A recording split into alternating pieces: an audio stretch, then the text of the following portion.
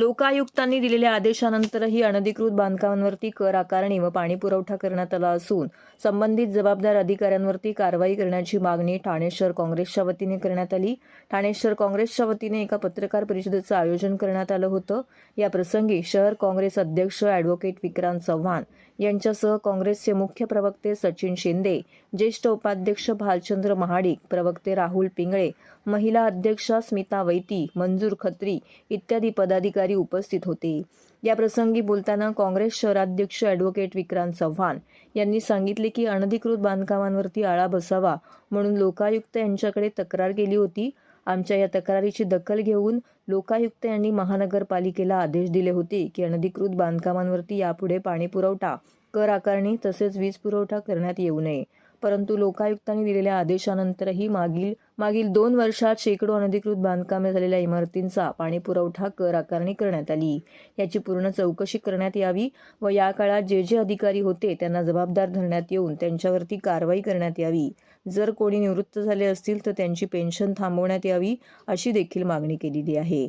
आम्ही आयुक्तांची भेट घेऊन पत्राद्वारे ही मागणी केली आहे। जर याबाबत योग्य भूमिका आयुक्तांनी घेतली नाही तर काँग्रेस रस्त्यावर उतरून आंदोलन करेल असा इशारा त्यांनी यावेळी दिला आहे। जस्टिस कानडे लोकायुक्त, तत्कालीन लोकायुक्त यांनी 2022 मध्ये आमच्या एका तक्रारीवरती आदेश दिले होते ठाणे महानगरपालिका की अनधिकृत बांधकामं जर तुम्हाला थांबवायची असतील किंवा तोडता येत नसतील तर त्यांना देणारी वीज, त्यांना देणारं पाणी आणि त्यांची कर आकारणी थांबवावी असे आदेश दिलेले होते। मात्र 2023 आणि 24 उजळलं। बांगरांनी 2023 साली आता 9व्या महिन्यात बांगर साहेबांनी आदेश दिले की पाणी आणि वीज देऊ नये। पण त्या दरम्यानच्या काळामध्ये जी अनधिकृत बांधकाम उभी राहिली होती 2022च्या आधीची आणि 2022 आणि 23च्या मध्ये, त्या बांधकामांना वीज, पाणी आणि पुरवण्यात आलं आणि कर आकारणी करण्यात आली। याच्यासाठी पूर्णपणे तत्कालीन आयुक्त बिपिन शर्मा, तत्कालीन उपायुक्त अतिक्रमण बुरपुले आणि तत्कालीन आत्ताचे उपायुक्त अतिक्रमण गोदापुरे इन्व्हॉल्ड आहेत, हे जबाबदार आहेत, कारण का तेही होते त्या काळामध्ये। तर ह्या प्रकरणांची चौकशी झाली पाहिजे ही पहिली आमची मागणी। आणि आता मराठा आरक्षणाचा सर्व्हे झाला, त्या सर्व्हेच्या दरम्यान तिथे कर्मचारी गुंतलेले असताना त्या ठिकाणी अनधिकृत बांधकामं परत फोफावली, जसं कोरोनाचा फायदा घेऊन केला तसं त्याची फोफावली।